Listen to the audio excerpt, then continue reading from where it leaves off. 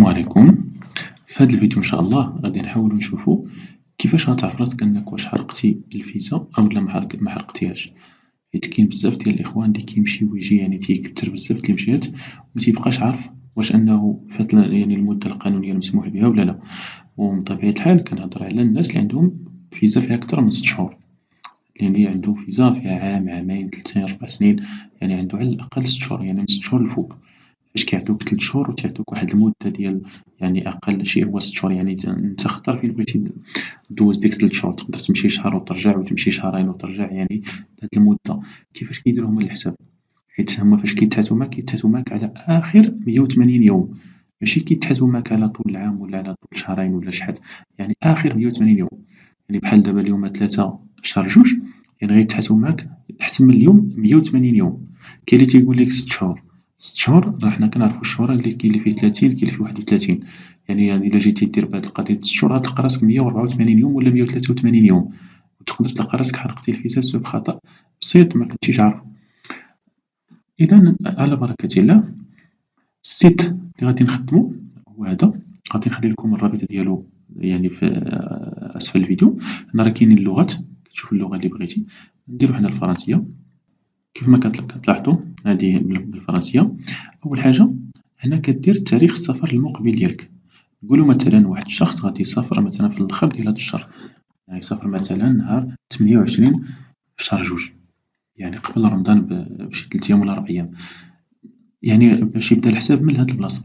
كنجيو لهنا، هنا كنديرو تاريخ الدخول، تاريخ الدخول إلى يعني إسباس شنغن في أوروبا. والتاريخ نقولو مثلا واحد الشخص مشى من 8 يوم 8 وكنديرو اونتي سلاش 8 نديرو في شهر 8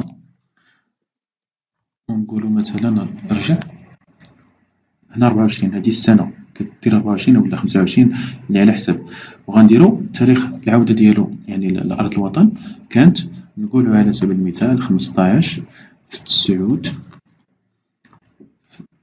2025، ونقولو مثلا عاود خرج عاوتاني من البلاد، نقولو نهار 10/10/24، هنا 24 ماشي 25، 24.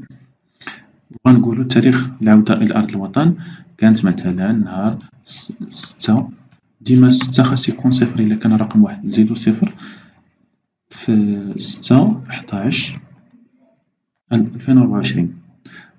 ونقولو مشى مثلا في شهر واحد، يعني 13 في شهر واحد، ورجع مثلا هنا 25 يعني 2025. تاريخ العودة نقولو كانت البارح، يعني جوج في شهر جوج 2025. دابا غنديرو هنا كالكولي باش يعطينا شنو كاين. إلا كنلاحظو يعني 180 يوم ديالنا كتبدا من جوج في شهر 9، جوج في شهر 9 كتبدا. شوف شحال باقي دابا، هذا النهار غيبغي يخرج مثلا قلنا 28، غيبغي يخرج 28 في شهر جوج، هو تاريخ السفر ديالو يعني تاريخ العودة إلى إسباس شنغن، يعني إلا مشى عندو الحق يجلس 69 يوم. إلا بدلنا هاد التاريخ هذا نقولو مثلا حتى لمور رمضان عاد غيمشي 28/3، ونديرو هنا كالكولي غتبقى نفس المدة. نديرو مثلا هنا شهر 5 يعني قبل الصيف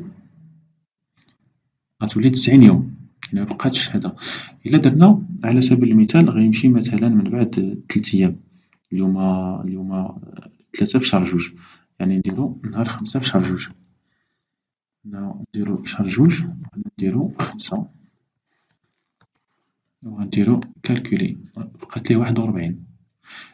ونقدرو مثلا هنا نردو هادي نزيدو شي تاريخ واحد آخر، شي تاريخ نقولو مثلا من 22/10/24 حتى مثلا 8. ونقدرو نزيدو شي تاريخ آخر، نقولو مثلا هنا نزيدو هنا نقولو ابتداء من شهر جوج نديرو 8 ولا 9، حيت كانت هنا رجعنا في 6 نديرها 9، ندير هنا التاريخ 9 11 عفوا حتى مثلا 20 12 24. مثلا نزدت هاد التواريخ باش نشوفو شنو غيعطينا. كيفما شتو هنا دابا فاش بدلت هاد التواريخ و زدت هاد التواريخ جداد، شوف هنا طلع لي كلشي بالأحمر، يعني كلشي طلع بالأحمر، يعني هنا تتعرف بأن راسك راه درتي شي حاجة بحال هنا دابا في 109 و حنا كنعرفو كاين الحق في 30 يوم، في 90 يوم، نتا فتي ب19 يوم، يعني هنا ديجا فتي القانون فتيها ب19 يوم، هنا تشوفو بالأحمر هنا اتونسيون.